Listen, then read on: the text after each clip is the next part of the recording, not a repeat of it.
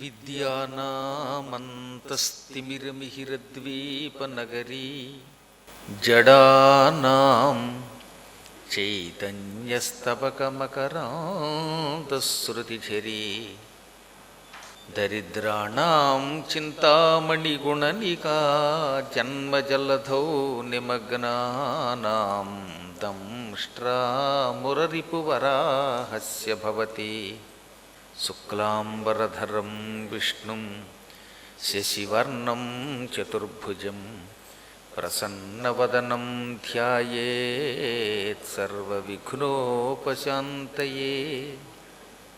వందే గురుపదద్వంద్వమవాంగ్మానసగోచరం రక్తశుక్లప్రభామిశ్రమతర్క్యం త్రైపురం మహః.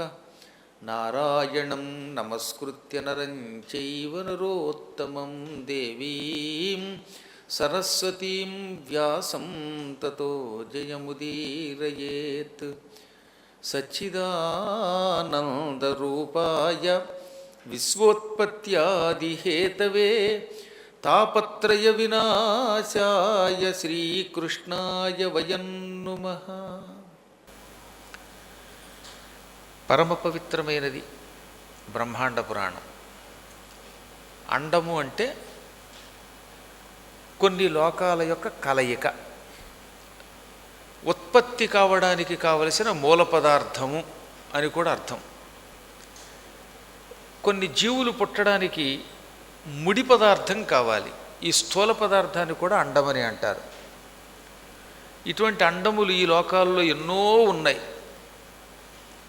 అటువంటి అండములన్నిటినీ కలిపితే, కనీసం 1000 అండములను కలిపితే దానిని ఒక బ్రహ్మాండము అంటారు.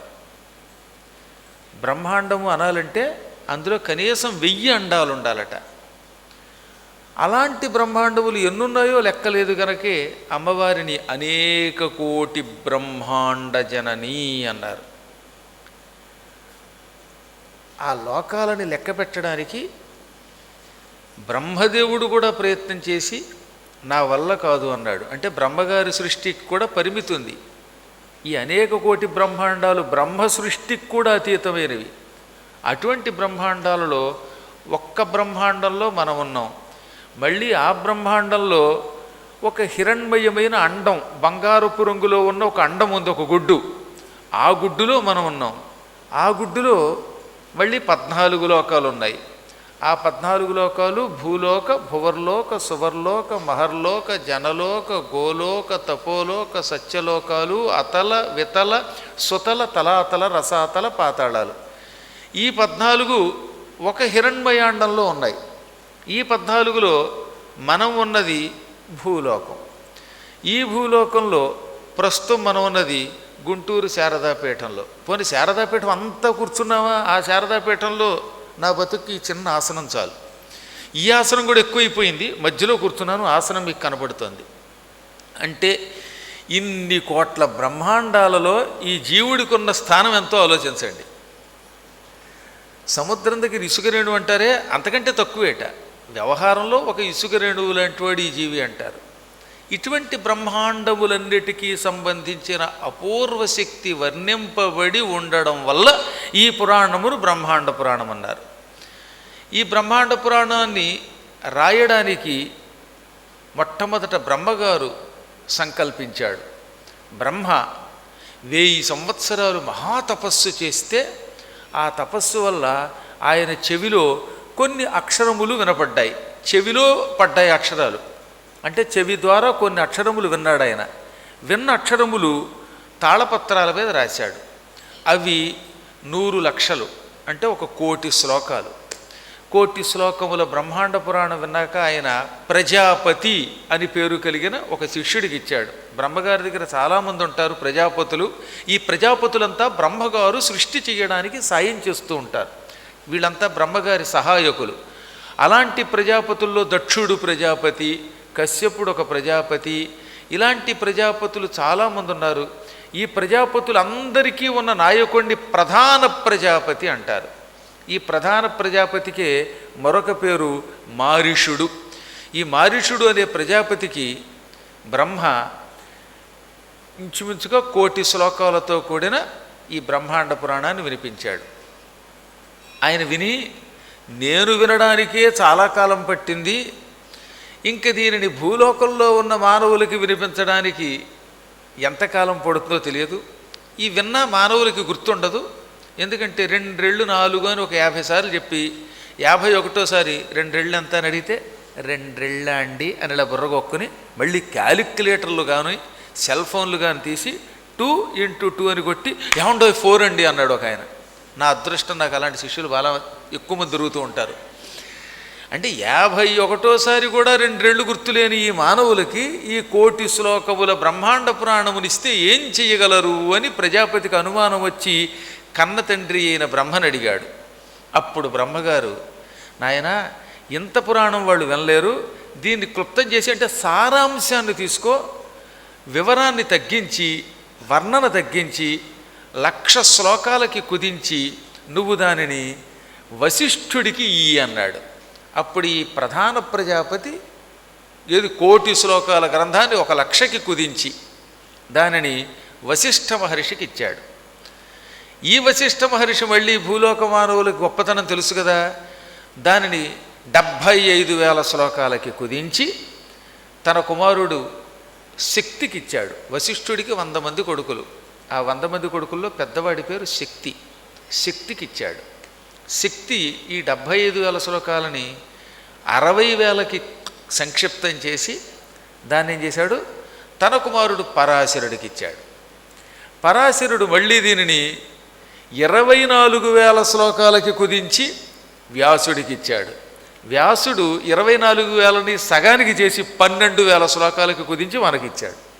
ఈ 12,000 శ్లోకాలు చెప్పుకోవడానికి 27 రోజులు పడుతుందంటే నిజంగా 1,000,000 శ్లోకాల సంపూర్ణ బ్రహ్మాండ పురాణం వినడానికి ఎంతకాలం పడుతుంది? అది కూడా రోజు 2 గంటల చొప్పున విడిచిపెట్టకుండా కూర్చుని వింటే అవదదే. ఎందుకని 1,000,000 శ్లోకాలు కొంచెం గంభీర శ్లోకాలు, అందులో కొన్ని శ్లోకాలకు అర్థం చెప్పడం ఎప్పటికి కూడా ప్రజాపతుల వల్లే కాలేదట, ఇంకా సామాన్యుడి వల్ల కాదు. అందుకే వేదవ్యాసుల వారు మనందరినీ దృష్టిలో పెట్టుకొని ఈ కలియుగంలో ఉన్న మానవులకి ఆయువు తక్కువ, తెలివితేటలు తక్కువ, అర్థం చేసుకునే ఓపిక ఉండదు అని గ్రహించి క్లుప్తముగా చెయ్యడమే కాకుండా సులభమైన భాషలో అందించాడు. నిజం చెప్పమంటారా, నేను కొన్ని శ్లోకాలు బ్రహ్మగారు రాసినవి పాతవి తాళపత్రాల్లో చదివాను. ఆ శ్లోకాలు చదివితే భయం వేసింది. అసలు ఈ శ్లోకాలకి అర్థం సులభంగా చెప్పగలమా? సులభంగా చెప్పడానికి కొరుకుడు పడిన శ్లోకాలు, అందువల్ల కొన్ని పదాలు యథాతథంగా చెప్పేయాలి. ఉదాహరణకి మీకు చెప్తానండి, ప్రతిష్ఠాత అనే శబ్దానికి సరైన అర్థం చెప్పలేరు ఇప్పటికి కూడా. ఇలాంటి పదాలు అందులో ఉంటాయి. ఈ పదాల కింద వాడి చెప్పామనుకోండి, ఈ 1,000,000 శ్లోకాలు నేను ఆ పురాణం చెప్పడానికి కనీసం ఒక 4,32,000 సంవత్సరాలు బతకాలి. నేను బతికాను పురాణం చెప్పి, కానీ వినడానికి మీరు కూడా అంతకాలం బతకాలి. అంటే కలియుగం ప్రారంభం నుంచి కలియుగాంతం వరకు ఏకధాటిన అన్ని పనులు మాని కూర్చుంటే తప్ప మీకు అర్థం కాదు, అది చెప్పలేను నేను. అందుకని వ్యాసుడు మనందరి మీద ఎంతో ప్రేమతో, ఎంతో కరుణతో, వాత్సల్యంతో ఈ అద్భుత పురాణ సారాంశమును క్లుప్తము చేసి కేవలం 12,000 శ్లోకాలుగా మార్చి ఆ శ్లోకాలను కూడా అర్థమయ్యే భాషలో మనకి రచించి అందించాడు. అందుకే వ్యాసో నారాయణో హరిహి అన్నారు. వ్యాసుడు అంటే ఇక విష్ణు స్వరూపుడు, విష్ణువు తప్ప ఇంకొకడెవడు ఇంత బాగా రాయలేడు. అటువంటి వేదవ్యాసుల వారికి మనం భక్తితో నమస్కరించుకోవాలి. ఈ వేదవ్యాసుల వారు ఏం చేశారు, ఈ 12,000 శ్లోకాల గ్రంథమును, ఈ అపూర్వ గ్రంథాన్ని శ్రద్ధాసక్తులతోటి వినేవాడు ఒకడు కావాలని వెతికట్ట. ఎవరు వింటారు ఈ బ్రహ్మాండ పురాణాన్ని? కారణం ఏంటో తెలుసా? తక్కిన పురాణములు వినడానికి పాండిత్యం ఉంటే చాలు, కానీ బ్రహ్మాండ పురాణం వినేవాడికి పాండిత్యము, ఆలోచన, భక్తి, విశ్వాసము ఈ 4 ఉండాలి. భక్తి, విశ్వాసము 2 వేరు. ఈ 2 లేకపోతే ఈ పురాణం వినలేడు. ఈ 2 ఉన్నప్పటికీ ఏకాగ్రత కావాలి. ఏకాగ్ర చిత్తుడై విన్నదాన్ని ధారణ చేసేవాడై ఉండాలి. అటువంటి శిష్యుడు ఎవరు దొరుకుతారా అనుకుంటే ఆయన అదృష్టవశాత్తు, వ్యాసుడు అదృష్టవశాత్తు 5 శిష్యులు దొరికారట. ఒక్క శిష్యుడు దొరుకుతాడేమో నేను చాలా కాలం నుంచి ఎదురు చూస్తున్నాను. చెప్పగానే గుర్తు పెట్టుకుని మర్నాడు ఇతరులకు చెప్పే ఒక్క శిష్యుడైనా దొరుకుతాడేమో అని ప్రయత్నిస్తే ఒక 5-6 సార్లు ట్రైనింగ్ ఇస్తే 6ఓసారి చెబుతామండి అన్నవాళ్ళు కొందరు. మీరు ఒక్క నిమిషం అండి అంటారు. ఏది ఒక చిన్న ప్రూఫ్ చూడడానికి ఒక్క నిమిషం అని ఒక అరగంట చేస్తారు మా 5-6 ప్రూఫ్కి. ఇంకా అటువంటిప్పుడు ఈ శ్లోకాలన్నీ ఎలా అప్పచెబుతారా అని అనుమానం వచ్చిందనమాట. కానీ మన అదృష్టవశాత్తు వ్యాసునికి 5గురు శిష్యులు, జైమిని, పైలుడు, వైశంపాయనుడు, సుమంతుడు, రోమహర్షణుడు అని 5గురు శిష్యులు దొరికారు. అందులో జైమినికి మొట్టమొదట ఈ పురాణాన్ని చెప్పాడు ఆయన. కారణం, జైమిని కంఠస్వరం బాగుంటుంది. ఆయన సామవేదం చదువుకున్న పండితుడు. సామంబు జైమిని చదువుతుండే, వ్యాసుడి దగ్గర సామవేదాన్ని సంపూర్ణముగా మొట్టమొదట నేర్చుకున్న శిష్యుడు జైమిని. సామవేదం చదివేవాడికి కంఠం బాగుండాలి, పాట పాడగలగాలి, స్వరం ప్రధానమైనది సామవేదం. కొంతమంది ఆ వేదం చదువుతుంటేనండి శివుడే స్వయముగా పాట ఏమైనా పాడుతున్నాడేమో అన్నంత మధురంగా ఉంటుందన్నమాట. ఆ మాధుర్య స్వరం చాలా అరుదుగా కొంతమందిలో ఉంటుంది. ఆ కంఠం కొద్దిమందికే భగవంతుడు ఇస్తాడు. అది కూడా పూర్వజన్మ సుకృతం. ఎక్కువ కాలం తేనెతో శివుడి లింగాన్ని అభిషేకం చేసి ఆ తేనె కొంచెం తీర్థంగా తాగితే అటువంటి వాడికి మధుర కంఠం వస్తుంది అని మంత్రశాస్త్రం చెబుతున్నది. జైమిని ఒకప్పుడు 1000 సంవత్సరములు పుట్ట తేనెతో శివలింగాన్ని అభిషేకించి అభిషేకం అయ్యాక కొంత తేనె తీర్థంగా తీసుకునేవాట. ఆ పుణ్యం వల్ల ఆయన వ్యాసుని ద్వారా సంపూర్ణంగా సామవేదం చదువుకున్నాడు. అందుకని ఆయనకి బ్రహ్మాండ పురాణాన్ని మొట్టమొదట నేర్పాడు. ఆయన బ్రహ్మాండ పురాణం చదవలేదు, గానం చేశాడు. అంటే ఆయన శ్లోకాలని తుల్యం యుగ సహస్రం వై నైశం కాలముపాస్య సహ, ఇలా ఒక్కొక్క శ్లోకానికి ఒక్కొక్క రాగం పెట్టి పాడేవాడు. జైమిని పాడుతూ ఉంటే ఎండిపోయిన చెట్లకి చిగుళ్ళు వచ్చేవి, బండరాళ్ళు కరిగిపోయేవి, అంత మధురంగా గానం చేసేవాట ఆయన. ఆ తర్వాత వైశంపాయనుడికి ఈ పురాణం ఇచ్చాడు. వైశంపాయనుడు యజుర్వేదం చదువుకున్న మహాపండితుడు. శుక్ల యజుర్వేదం, కృష్ణ యజుర్వేదం తర్వాత వచ్చాయి, కానీ ప్రారంభంలో ఒకటే యజుర్వేదం. ఆ యజుర్వేదం మొత్తం ధారణ చేశాడు, కంఠస్థం చేసి గుర్తుపెట్టుకున్నాడు. ఆయనకి ఈ పురాణం చెప్పాడు. ఆయన ఏం చేశాడు, ఈ పురాణం విని ఇతరులకి స్పష్టంగా అర్థమయ్యేలా చెప్పాట. అది ఇంకా కష్టం. పాడడం ఒక గొప్ప కళ అనుకోండి, కానీ పాడడం కంటే కూడా ఇతరులకు అర్థమయ్యేలా చెప్పడం ఇంకా కళ కదా. కొంతమంది ఏదో పురాణం చెప్పబోతూ ఉంటారు, ఆ పురాణం చెప్పేవాడికి అర్థం కాదు, వినేవాడికి అర్థం కాదు. ఎన్నో అధిగమించి ఇచ్చోటికి విచ్చేసి తిని చచ్చెర అంటే ఏమర్థమవుతుంది, వీడికి పిచ్చిరా అనుకుంటారు చెచ్చెరపోయి. అదే చాలా కష్టాలని తట్టుకుని నేను ఇక్కడికి వచ్చాను అంటే అప్పుడు కొంచెం అర్థమవుతుందన్నమాట. సామాన్య ప్రజలకు కూడా అర్థమయ్యే భాషలో తేలికగా చెప్పాలంటే అది కొంచెం కళే, మహాకళయే. ఆ కళలో ఆరితేరినవాడు వైశంపాయనుడు. వైశంపాయనుడు ఏ విషయం చెప్పినా సూటిగా ఉంటుంది, స్పష్టంగా ఉంటుంది, శ్రోతలకి కష్టం ఉండదు, హాయిగా వింటారు. అందుకే భారతం అనే కథని వైశంపాయనుడి ద్వారా జనమేజయుడికి చెప్పించాడు ఆయన. జనమేజయుడికి అర్థమయ్యేలా ఆయనే చెప్పగలడు కనుక. అందుకని రెండవ శిష్యుడు వైశంపాయనుడు అది చదివి ప్రజలకి తేలికగా చెప్పాడు ఆయన. ఇందులో శ్లోకాలు అర్థమయ్యేలా చెప్పడం చాలా కష్టం. మీరు కావాలంటే ఆ శ్లోకాలు ఆ తాత్పర్యం కూడా చదవండి, ఏమైనా అర్థమైతే తర్వాత నా దగ్గరికి రండి. ఇంక మూడోవాడు పైలుడు. ఈయన ఋగ్వేద పండితుడు. ఈయన ఒక క్రమ పద్ధతి ఉందన్నమాట. ఏది చెప్పినా క్రమం తప్పకుండా చెబుతాడు. ఒక కథ ముందుకి, ఒక కథ వెనక్కి, లాగి ముందు కథ వెనక్కి, వెనక్కి కథ ముందుకి కాకుండా. ఒక ఆవిడ ఉండేది, అన్నం వడ్డించేటప్పుడు అయ్యయ్యయ్యో పెరుగు మర్చిపోయానండి అనేది అంతా అయిపోయాక వాడికి భోజనం అయిపోయింది. అక్కడికి ఏం చేస్తారు చెప్పండి, లోపలికి వచ్చి పప్పు ముందు కలుపుకు తినాలి, భోజనం అయిపోయాక పప్పు వేయడం మానేశానంటే ఇప్పుడు ఈ పప్పు ఎలా తినగలుగుతాడు వీడు? లోపల ఉన్న అన్నం అంతా బయటికి తెప్పించి మళ్ళీ పప్పు అన్నం తినలేడు కదా, మరో రకంగా లోపలికి వెళ్ళదు కదా. అంటే ఏది ఎలా వడ్డించాలో, ఏది మర్చిపోకూడదు, ఇవి తెలియాలన్నమాట. పెన్ను తెస్తే పెన్సిల్ మర్చిపోతారు, పెన్సిల్ తెస్తే పెన్ను మర్చిపోతారు, తాళం ఉంటే ఇంకో నేపాళం ఉండదు, బైక్ తాళం ఏమో ఒక చోట ఉంటుంది, ఇంటి తాళం ఒకళ్ళ దగ్గర ఉంటుంది, ఎవరి తాళం ఎవరి దగ్గరకు ఉంటుందో తెలియదు. చివరికి తాళాలు పోయి కపాలం పగిలిపోయి నేపాలం పోవాలి. అందువల్ల ఈ క్రమం తప్పితే అదో ఇబ్బంది. అందువల్ల ఒక క్రమ పద్ధతిలో ఏ కథ తర్వాత ఏ కథ చెప్పాలో బాగా ఎరిగినటువంటి వాడు పైలుడు. ఆయనకి మూడవ శిష్యుడిగా సేకరించి ఈ కథని మహాత్ముడు వ్యాసుడిచ్చాడు. అంటే 3వ శిష్యుడు పైలుడు, ఆయన ఈ కథని స్వీకరించాడు, బ్రహ్మాండ పురాణ కథని. ఇక 4వ శిష్యుడు, ఆయన మరీ అద్భుతమైన వ్యక్తి, సుమంతుడు అంటారు ఆయన్ని. అధర్వణ వేదం బాగా చదువుకున్నవాడు ఆయన.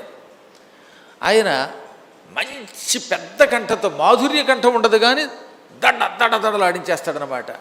కొంతమంది డైలాగులు చెప్తారు సార్, దుర్యోధన డైలాగు, ఆ టైపులో కంఠం పెద్దగా పెంచేసి వరుసగా 7వ అధ్యాయం ప్రపంచ విజ్ఞానం అంటూ కంఠాన్ని కొంచెం కటువుగా మార్చి చక్క చక్క చక్క చెప్పేవాట ఆయన. అందుకని సుమంతుడి వాచికం బాగుంటుంది కనుక, స్వరం బాగుంటుంది కనుక, పెద్ద కంఠం కనుక మైకులు లేని రోజుల్లో ఆయనకి ఈ పురాణం ఇస్తే, ఆయన ఈ పురాణం చేస్తే 15 మైళ్ళ దూరంలో ఉన్న వాళ్ళకి వినపడేదిటండి. ఆలోచించడం ఒకసారి. అప్పటికి ఇప్పటికీ ఒక తేడా ఉంది. ఇప్పుడు ఇంతంత మైకులు పెడుతూ ఉంటే మళ్ళీ ఈ మైకుల్ని బాగు చేయడం, ఓసారి హెచ్చించ, ఓసారి తగ్గించ, ఎవరికైనా తక్కువ వచ్చిందా ఎక్కువ వచ్చిందా ఇవన్నీ చూసుకుని నానాయాత్ర పడితే కదా మీ చెవిలో పడుతోంది. ఆ రోజుల్లో నైమిషారణ్యంలో సూత మహర్షి ఒక స్థానంలో ఒక చెట్టు కింద కూర్చున్నాడు. ఇక్కడ కూర్చుని పురాణం చెబుతూ ఉంటే 88,000 మంది ఋషులు విన్నారు. 1000 మంది ఒక గుంపుగా కూర్చునేవారట. ఒక 1000 మంది ఒక గుంపుగా కూర్చోవాలంటే ఎంత స్థలం కావాలో ఆలోచించండి మీరు. ఇప్పుడు ఇందులో గట్టిగా 200 మంది కూర్చుంటే కొందరు బయట నుంచి వినవలసి వస్తుంది. కుర్చీలు అప్పుడే ఫుల్ అయ్యాయి కాబట్టి మిగతా వాళ్ళు కింద కూర్చోవాలి లేదా బయట కూర్చోవలసి వస్తుంది. అవునా? అటువంటిది ఒక 1000 మంది చొప్పున 88,000 మంది 88 గుంపులుగా కూర్చున్నారంటే ఎంత దూరంలో కూర్చున్నారు అంటే 15 మైళ్ళ దూరంలో కూర్చున్నారట.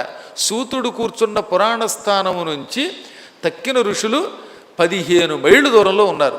అక్కడున్న వాళ్ళకి సూతుడు పురాణం చెబితే ఎలా అర్థమైందండి? ఏం మైకుంది ఆ రోజుల్లో అంటే దానికి ఒక దివ్య శక్తి ఉన్నదట. సూతుడు పురాణం చెబుతూ ఉంటే మహర్షులు ఎదురుగుండా కూర్చుని విన్నవాళ్ళు ఎలాగో వింటారు, దూరంగా కూర్చున్న వాళ్ళు ఇలా కళ్ళు మూసుకుంటే మనస్సులోకి ఆ కథ యథాతథంగా వచ్చేసేది. అంటే అంతర్ముఖులై వినేవారు, దివ్యశక్తితో విన్నారు. లేకపోతే మైకులు ఎక్కడున్నాయి ఆ రోజుల్లో? ఏమీ లేని రోజుల్లో 15 మైళ్ళ దూరంలో 88,000 మందికి అందరికీ స్పష్టముగా అర్థమయ్యేది. ఎవడికి వాడే నాకే చెబుతున్నాడు పురాణం అనుకునేవాట. అది చాలా గొప్ప శక్తి అండి. ఆ శక్తి ఋషుల దగ్గర ఉండేది. అందుకే ఋషికి అర్థం ఏంటో తెలుసా? రుద్ధాత్వర్థం గతవు అని. అంటే రు అంటే కదలిక. ఏమి కదలిక? ఎప్పుడు మనస్సుని భగవంతుని యందు మాత్రమే కదులుస్తారు గనక, మృత్యువు గురించి భయపడరు గనుక, తీర్థయాత్రల యందు మాత్రమే తమ మనస్సుని ఉంచి కదిలిస్తారు గనక వాళ్ళను ఋషులు అన్నారు. గత్యర్థాదృశతేర్ధాతోర్నామ నిష్పత్తిరుచ్యతే. ఋషి అనగా ఎప్పుడూ తమ శక్తితో సంచరిస్తారు. వాళ్ళకి శరీర బలం కాదు, తపశ్శక్తితో తిరుగుతారు. శరీర శక్తితో ఏం తిరగలమండి? గట్టిగా ఓ 10 సార్లు ప్రదక్షిణ చేస్తే అమ్మోయ్ కాళ్ళు నొప్పని కాళ్ళకి నూనె రాయించుకుంటున్నారు మన వాళ్ళు. ఏది? యువకులు 25 ఏళ్ళు 20 ఏళ్ళు ఉన్నవాళ్ళు. 80 ఏళ్ళు వచ్చాక ప్రదక్షిణే ఉందండి, ఒకటే ప్రదక్షిణ పదే అంటే 2 అడుగులు వేసి ఇదే పదే అంటున్నారన్నమాట. ఇది మన శక్తి. కానీ వాళ్ళు ముసలాళ్ళు అయిపోయినా శరీరం విడిచిపెట్టేదాకా యావత్ భూమండలం తిరిగారు తీర్థయాత్రల వంకతో. ఎక్కడ విశ్రాంతి లేకుండా తిరిగారు. ఎలా తిరిగారు అంటే సత్వముతో తిరిగారు. సత్వము అనగా తపస్సు వల్ల పొందిన ఒక గొప్ప శక్తి. ఆ శక్తితో తిరిగారు, ఆ శక్తితో విన్నారు. అందుకని ఋషి అనగా అంతర్లీనంగా ఉన్న ఉపాసనా శక్తితో, ఇంద్రియ శక్తి కాకుండా ఇంద్రియాలను అదుపులో పెట్టిన శక్తితో సంచరించిన వారు. ఈ శక్తి కలిగిన వాళ్ళనే ఋషులు అంటారు. ఈ శక్తి ఉన్న వాళ్ళకి ఏమవుతుందన్నమాట? వాళ్ళకి ఈ చెవులక్కర్లా, మనస్సే వాళ్ళకి చెవి, మనస్సే కాళ్ళు, మనస్సే బుద్ధి. అంటే మనశ్శక్తితో వాళ్ళ కాళ్ళు పనిచేస్తాయి, మనశ్శక్తితో చేతులు పనిచేస్తాయి, మనస్సంకల్పంతో వారన్నీ వినగలరు, మనస్సంకల్పంతో ఏ కళ్ళదోడు అక్కర్లేకుండా ఏ మూల ఏం దొరుకుతుందో చూడగలరు. అంతటి శక్తి పొందిన వాళ్ళని మాత్రమే ఋషులు అంటారు. ఇవాళ ఎవడికి పడితే వాడు బ్రహ్మర్షి అని ఒకడు, మహర్షి అని ఒకడు, ఇంకా రాజర్షి అని ఒకడు, ఇక వాడికి బిరుదులు వాళ్ళే పెట్టుకుంటున్నారు. కానీ ఈ మహర్షి బ్రహ్మర్షి పెట్టుకునే అధికారం మనందరికీ లేదు. ఉంది అంటే వాడు అంత శక్తి కలిగి ఉండాలట. ఇక్కడ కూర్చుని బదరీలో ఏం జరుగుతుందో చూడాలి, ఇక్కడ కూర్చుని నైమిషారణ్యంలో ఏం జరుగుతుందో చూడగలగాలి, ఇక్కడ కళ్ళు మూసుకుంటే వాడికి ఏ పురాణంలో ఏముందో కంటి ముందు కనపడాలి. అంతటి గొప్ప ద్రష్టల్ని మాత్రమే మహర్షులు అంటారు. అటువంటి మహర్షులు 88,000 మంది సూతుని ద్వారా పురాణం విన్నారంటే వాళ్ళ శక్తి ఎంత గొప్పదో ఆలోచించండి. అటువంటి శక్తి సుమంతుడిలో ఉండేది గనక ఆయన అధర్వణ వేదాన్ని చదవగలిగాడు. ఆ అధర్వణ వేదం ఎక్కడ చదివినా అందరికీ వినపడేదట. ఆయన పురాణం చెబితే లక్షల మందికి వినపడేదన్నమాట. ఈ నలుగురిలో ఒక్కొక్కరిలో ఒక్కొక్క శక్తే ఉంది. కానీ ఈ 4 శక్తులు ఉన్న శిష్యుడు దొరకాలి అనుకున్నాడు వ్యాసుడు. అంటే ఏమిటి? ఋగ్వేదం చదువుకున్న వాడిలో ఉన్న క్రమ పద్ధతి, యజుర్వేదం చదువుకున్న వాడిలో ఉన్న స్పష్టమైన అర్థంగా అయ్యేలా చెప్పే శక్తి, స్పష్టంగా అర్థమయ్యేలా శక్తి అనమాట, సూటిగా అర్థమయ్యేలా శక్తి, జైమినిలో ఉన్న మాధుర్య కంఠం, అథర్వణ వేదం చదువుకున్న సుమంతుడిలో ఉన్న గంభీరమైన వాక్కు, ఈ 4 ఉన్నవాడు పురాణం చెప్పడానికి బాగా పనికొస్తాడు. పురాణం చెప్పడానికి ఏమేమి ఉండాలి? క్రమ పద్ధతిలో చెప్పగలిగేవాడై ఉండాలి, కంఠం మధురంగా ఉండాలి, 3వది ఇతరులకు అర్థమయ్యేలా స్పష్టంగా చెప్పగలిగి ఉండాలి, 4వది అప్పుడప్పుడు అద్భుతమైన కంఠంతో గొప్ప గొప్ప పదాలని ఉచ్చరించగలిగేవాడై ఉండాలి, అది కూడా పెద్ద కంఠంతో ఉచ్చరించగలిగే శక్తి కలిగిన వాడై ఉండాలి. ఈ 4 శక్తులు ఎవరిలో ఉన్నాయి అని వ్యాసుడు అన్వేషిస్తూ ఉంటే ఆయనకి రోమహర్షణ మహర్షి దొరికాడు. ఈ రోమహర్షణుడే ఆదిసూతుడు, మొదటి సూత మహర్షి. ఈయన కొడుకు కూడా సూతుడే, ఆయన 2వ సూతుడు. ఈ మొదటి సూతుడిని బలరాముడు చంపాక ఆయన కొడుకు సూతుడు పౌరాణికుడయ్యాడు. ఈ పెద్ద సూతుడేమో బ్రహ్మలోకానికి పోయాడు. ఆయన ఆయుష్ ఆయన కొడుక్కు వచ్చిందనమాట. ఆ కథ మీరు త్వరలో భాగవతంలో విన్నారు కనుక ఇప్పుడు మళ్ళీ చెప్పక్కర్లా. భాగవతం మనం 2016లో చెప్పుకున్నాం, 2015లో సంపూర్ణ హనుమద్వైభవం, 2016లో భాగవతం, 17లో సంపూర్ణ మహాభారతం 54 రోజులు, ఆ తర్వాత దేవీ భాగవతం, మార్కండేయ పురాణం, ఆపై శివపురాణం. ఇవి మనం చెప్పుకున్న పురాణాలు. యాక్చువల్గా ఈ వేదికకి 2007లో మొదటిసారి వచ్చాం. 2007లో భాగవత్ సప్తాహం, ఆ తర్వాత కాశీఖండం, ఇలా 7 రోజులు జరిగేది. 15 నుంచి వ్యవస్థ మారిందనుకోండి. ఆ వ్యవస్థ మారడం వల్లే ఇటువంటి దురవస్థలో కూడా మనం బతకగలిగాం, ఎంతోమంది వెళ్ళిపోతున్న రోజుల్లో కూడా. పురాణములు సామాన్యమైనవి కాదు. మృత్యువు నుంచి మనల్ని అమృత స్థితికి తీసుకువెడతాయి కనుక వాటిని పురాణాలు అన్నారు. అటువంటి దివ్య పురాణాల్లో ఆరితేరినటువంటి సూత మహర్షి రోమహర్షణుడు వ్యాసుని దగ్గర చాలా కాలం శుశ్రూష చేశాడు. ఎంత సేవ చేస్తే ఆయన పండితుడయ్యాడో ఒక్కసారి ఆలోచించండి. గురువు దగ్గర విసుక్కోకుండా, అలిసిపోకుండా, ఏమాత్రం బాధపడకుండా, మళ్ళీ మధ్యలో మూడ్డు మారిపోయి అలిగి బాధపడకుండా నిరంతర సేవ చేశాట. ఆ సేవకి మెచ్చుకుని వేదవ్యాసుడు సూత మహర్షికి 18 పురాణాలు ఇచ్చాడు. అందులో ఈ బ్రహ్మాండ పురాణాన్ని ప్రత్యేక దీక్షతో ఇచ్చాడు. బ్రహ్మాండ పురాణాన్ని సూతుడు స్వయంగా చెప్పాడు. ఏమనో తెలుసా? నా అంత గురుకుల క్లిష్టుడు మరొకడు లేడు, నేను పరమ శుశ్రూష చేశాను.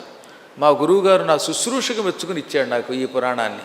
ఈ పురాణాన్ని ఎవరికి పడితే వాళ్ళకి ఇవ్వనన్నాడు, కేవలం నాకే ఇచ్చాడు, కొంతమంది శిష్యులకి తర్వాత ఇచ్చాడు అని చెప్పుకున్నాడు ఆయన. అలా సూతుడు కూడా ఈ పురాణం విన్నాడు.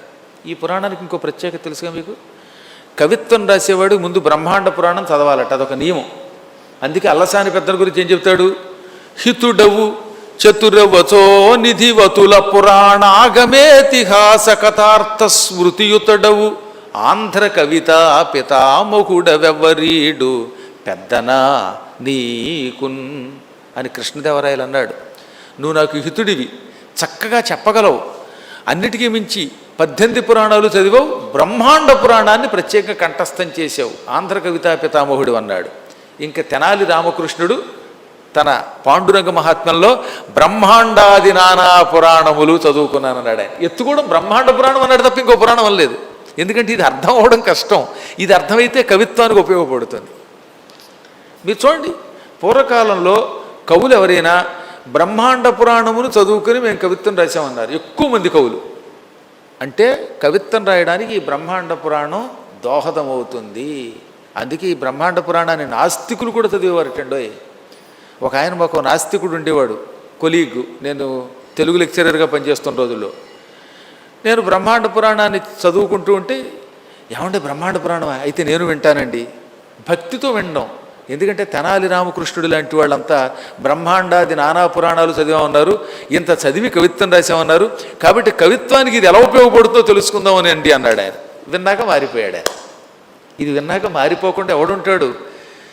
పారిపోయిన వాడిని పక్కన పెట్టండి, కానీ శ్రద్ధగా వింటే మాత్రం ఎటువంటి వాడైనా మారిపోతాడు. అంత అద్భుతమైన పురాణం ఇది. అటువంటి పురాణమును సూత మహర్షి విని కురుక్షేత్రమునకు వెళ్ళాడు. నైమిషము, కురుక్షేత్రము, ప్రయాగ ఈ 3 ప్రాంతాల్లో పూర్వం చాలా యజ్ఞాలు జరిగాయి. అందులో నైమిషారణ్యంలో దీర్ఘసత్రయాగం ఎలాగో జరిగిందనుకోండి, కురుక్షేత్రంలో 12 ఏళ్ళు ఒక యజ్ఞం చేశారు. 12 ఏళ్ల యజ్ఞమును కూడా దీర్ఘసత్రమని అంటారు. అలాగే ప్రయాగలో కూడా మహాయజ్ఞం జరిగింది. కొన్ని పురాణములు ప్రయాగలో, కొన్ని పురాణములు కురుక్షేత్రంలో, కొన్ని నైమిషారణ్యంలో చెప్పి మళ్ళీ తృప్తి తీరక నైమిషారణ్యంలో మళ్ళీ రెండోసారి 18 పురాణాలు చెప్పాడు సూతుడు. ఈ పురాణం కురుక్షేత్రంలో చెప్పాడనున్నది ప్రారంభంలో. ఆయన వ్యాసుని ద్వారా, ఆయన అంటే ఇక్కడ ఎవరు? సూత మహర్షి వ్యాసుని ద్వారా ఈ పురాణం నేర్చుకున్నాక ఎవరికో ఒకరికి చెప్పాలి అనిపించిందిట. పురాణాలు చదువుకున్న వాళ్ళకి లోపల దాచుకోబుద్దేదు, ఎవరికో ఒకరికి చెప్పాలనిపిస్తుంది. ఇది నోరున్నవాడికి. తక్కినవాడు బాబోయ్ నాకు వద్దండి బాబు వేదిక ఎక్కనంటారు. కానీ కొంచెం వాచాలత్వం ఉంటే, శక్తి ఉంటే ఇతరులకు చెప్పాలనే కోరిక ఉంటుంది. అది ఉండడం ధర్మం కూడా.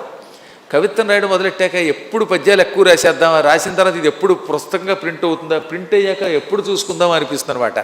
ఆ చూసుకున్నాక వాళ్ళు ఎవడన్నా కనబడితే ఏమండయి ఫస్ట్ బుక్ అండి అని ఇవ్వబుద్ధి వస్తుంది. వాడు దానికి ఒక 10 రూపాయలు ఇస్తే ఆనందం కలుగుతుంది. ఇవ్వకుండా పట్టుకుపోతే అయ్యో ఇంత కష్టపడి ప్రింట్ చేశాను, దిక్కుమాలాడు 10 రూపాయలు కూడా ఇవ్వకుండా పోయాడే అనిపిస్తుంది. ఇవన్నీ మానవ లక్షణాలట. నేనల్లా, వ్యాసుడు అన్నాడు.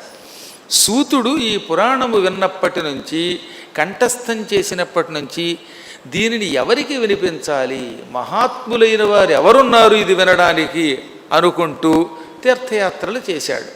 అలా తీర్థయాత్రములను చేస్తూ చేస్తూ ఒకనాడు ఆయన పరమ పవిత్రమైన కురుక్షేత్రం చేరాడు. ఈ కురుక్షేత్రం అత్యంత ధర్మక్షేత్రం. ఇవాళ ద్వాపరయుగంది కాదు కురుక్షేత్రం అంటే. కృతయుగంలో కురు అనే ఒక మహారాజు ఆ ప్రాంతంలో ఒక యజ్ఞం చేశాడు. ఆయన పేరు మీదుగా కురు మహారాజు పేరు మీదుగా అది కురుక్షేత్రం అయింది. కురువంశంలో పుట్టడం వల్ల పాండవుల్ని కౌరవులు అన్నారు. ఆ తర్వాత ఏమైపోయింది, ఈ పాండవులకి కౌరవులకి డిఫరెన్స్ కోసమని ధృతరాష్ట్రుడి వంశం వాళ్ళందరినీ నేను కౌరవులుగాను, పాండవ వంశం వాళ్ళందరినీ పాండుపుత్రులందరినీ పాండవులని అన్నారు. కానీ దానికి అందరూ కౌరవులే, వాళ్ళంతా కురువంశం వాళ్ళే. అందుకే మీకు చూడండి కురువీరుండు అంటాడు అర్జునుణ్ణి. ఆ వంశం పూర్వకాలంలో కురు మహారాజు వల్ల అభివృద్ధి చెందింది. ఆ కురువు పరమధర్మాత్ముడు. ఆయన ఏకధాటిన 12 సంవత్సరాలు కురుక్షేత్రంలో యజ్ఞం చేశాడు. ఆ కాలంలో ఆయన చేసిన బంగారం దానం అంతా ఎంత కాదట. ఆయన దగ్గరికి పేదవాళ్ళు వచ్చారు, పండితులు వచ్చారు, బ్రాహ్మణులు వచ్చారు, కానివాళ్ళు వచ్చారు. ఎవరు వచ్చినా 12 ఏళ్ల పాటు వచ్చిన వాడికి వచ్చినట్టే ఆయన 2 చేతులతో బంగారం దానం చేసేవాట. మళ్ళీ ఒక్క గుప్పెడుతో కాదు, గట్టిగా గుప్పెడుతో రూపాయి నాణ్యములు కూడా ఇవ్వాలంటే దడుస్తున్నారు కొంతమంది. అటువంటిది ఆయన 2 చేతులతో ఇలా పుచ్చుకొని బంగారం దానం చేశాడు, సువర్ణ దానం చేశాడు.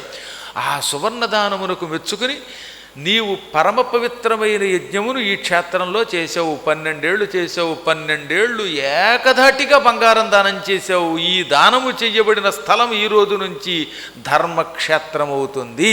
ఇక్కడ మరణించిన వారంతా డైరెక్ట్గా స్వర్గానికి వెళ్ళిపోతారు, నరకానికి వెళ్ళరు. ఇక్కడ యుద్ధం జరిగితే యుద్ధంలో చచ్చినవాడు ధర్మాత్ముడే అవుతాడు.